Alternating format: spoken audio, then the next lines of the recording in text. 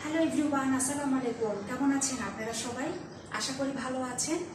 আমি অ্যাডভোকেট হালিমা আক্তার তমা আজ আপনাদের সাথে আলোচনা করব ফৌজদারি কার্যবিধি থেকে ধারা 503 এই ধারাটি নিয়ে, যেখানে বলা আছে সাক্ষীর উপস্থিতি বাতিল ও কমিশন নিয়োগ।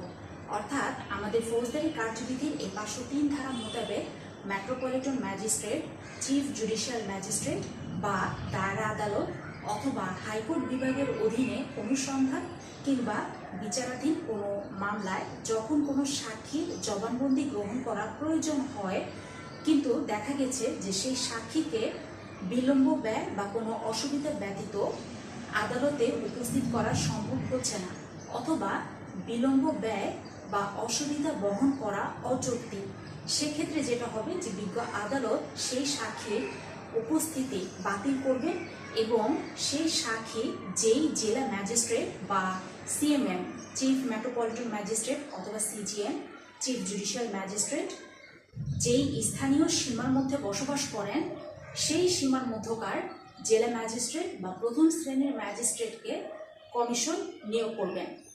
এই হলো আমাদের ধারা 503-এর মূল আলোচনা। তো কেমন লাগলো আজকের এই ক্লাসটি?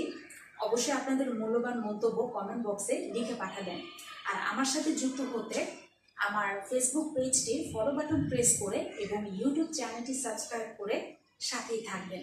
দেখা হবে খুব শিগগিরই পরবর্তী নতুন ভিডিওতে, নতুন ক্লাসে, নতুন কিছু ধারা নিয়ে। আর অবশ্যই এই যে ছোট ছোট করে প্রতিটা ক্লাস ভিডিও আপনাদের কাছে আপলোড করছি, যেন আপনাদের ব্রেনের উপর চাপ না পড়ে। প্রতিটি ক্লাস ভিডিও দেখবেন, শুনবেন এবং খাতায় লিখবেন। আশা করি সবার জন্য খুব হেল্পফুল হবে এবং আমার খুব স্নেহের বাংলাদেশ বার কাউন্সিল এবং জুডিশিয়ারি ভাই বোন যারা আছেন, আপনারা পরীক্ষার্থী, আপনাদের জন্য অনেক অনেক শুভকামনা রইল। তো শেষ করছি, চলে যাচ্ছি, আবার ফিরে আসবো নতুন কিছু ধারা নিয়ে। সেই পর্যন্ত সবাই ভালো থাকবেন, সুস্থ থাকবেন। খোদা হাফেজ।